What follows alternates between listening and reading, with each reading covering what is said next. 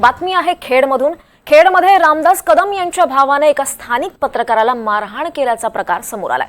चंद्रकांत कदम यांनी खेडमध्ये सागर कदम यांना 4 दिवसांपूर्वी मारहाण आणि शिवीगाळ केली होती। मात्र यानंतर पत्रकार सागर कदम यांच्या कुटुंबालाही धमकावलं जात असल्याची धक्कादायक माहिती समोर आली आहे। सागर कदम यांनी खेड पोलीस ठाण्यात तक्रार दाखल केली असून कुटुंबियांच्या सुरक्षेची देखील मागणी केली आहे।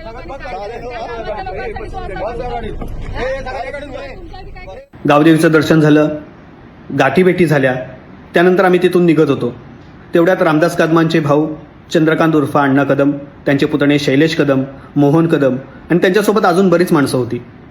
ते हातात काटे घेऊन, घराचे कौल घेऊन शिवसेना उद्धव बाळासाहेब ठाकरे पक्षाचे जे उमेदवार आहेत संजय कदम यांचे लावलेले स्टिकर फाडत होते, शिवीगाळ करत होते। मी पत्रकार म्हणून या सगळ्या गोष्टी माझ्या मोबाईलमध्ये रेकॉर्ड करत होतो। मी रेकॉर्ड करतोय हे बघून चंद्रकांत अण्णा माझ्याजवळ आले, मला शिवीगाळ केली, त्यांनी मला मारहाण केली, माझ्या कानाखाली मारली आणि माझ्या हातातला मोबाईल हिसकावून घेतला। या सगळ्याची मी पोलीस स्टेशनमध्ये तक्रार केलेली आहे। या गोष्टीला झाले 4 दिवस। त्यांनी माझा मोबाईल घेतला होता, त्या मोबाईलमधले सगळे व्हिडिओ डिलीट करून टाकले आणि मला त्यांनी मोबाईल परत दिला।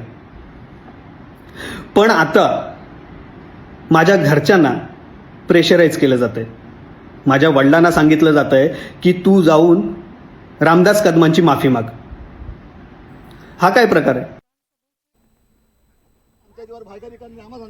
यावर अधिक माहिती घेऊयात। आपले प्रतिनिधी राकेश गुडेकर आपल्या सोबत आहेत। राकेश, रामदास कदम यांच्या भावाने एका स्थानिक पत्रकाराला मारहाण केल्याचा प्रकार घडलाय, नेमकं कारण काय घडलंय?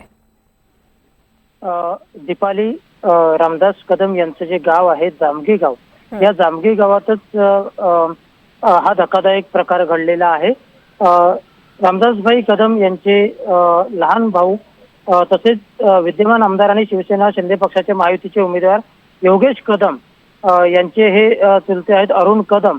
त्याचप्रमाणे योगेश कदम यांचे चुलत भाऊ शैलेश कदम यांनी या स्थानिक पत्रकाराला मारहाण केल्याची घटना समोर आलेली आहे। रामदास कदम यांचेच एक दुसरे भाऊ सदानंद उर्फ अण्णा आप्पा कदम हे ग्रामदेवतेचे दर्शन घेऊन येत होते आणि त्याच वेळी सागर कदम हे व्हिडिओ चित्रीकरण करत होते आपल्या मोबाईलमध्ये आणि त्याच दरम्यान अरुण कदम यांनी शिवीगाळ करण्यास सुरुवात केली आणि त्यानंतर या सागर कदम यांचा मोबाईल देखील हिसकावून घेण्याचा प्रयत्न करण्यात आला। तसं त्यांनी तक्रारीत देखील नमूद केलेलं आहे। आपल्याला शिवीगाळ करण्यात आली, मारहाण करण्यात आली, त्याचप्रमाणे मारण्याची धमकी देखील देण्यात आली अशी तक्रार त्यांनी पोलीस स्थानकात दिलेली आहे। त्यानंतर त्यांचा मोबाईल देखील हिसकावून घेण्यात आल्याचं त्यांनी म्हटलेलं आहे आणि सध्या आपल्या कुटुंबाला काही धमक्या येत असल्याचं त्यांनी आपल्या व्हिडिओमध्ये देखील म्हटलेलं आहे। त्यामुळे एकूणच या साऱ्या प्रकारची तक्रार सध्या पोलीस स्टेशनमध्ये देण्यात आलेली असून सागर कदम यांनी अधिक तपास जो आहे तो पोलीस सध्या करत असलेले पाहायला मिळतात। दीपाली, नक्कीच धन्यवाद राकेश, आपण दिलेल्या या सगळ्या सविस्तर माहितीबद्दल। दरम्यान या पत्रकाराला मारहाण केल्याप्रकरणी ठाकरे गटाचे आमदार भास्कर जाधव यांनी नाराजी व्यक्त केली आहे। रामदास कदम आणि त्यांचे सगळे आजूबाजूचे लोक हे थोडेसे गुंडासारखेच वागतात आणि म्हणून ती क्लिप्स मी सुद्धा बघितली।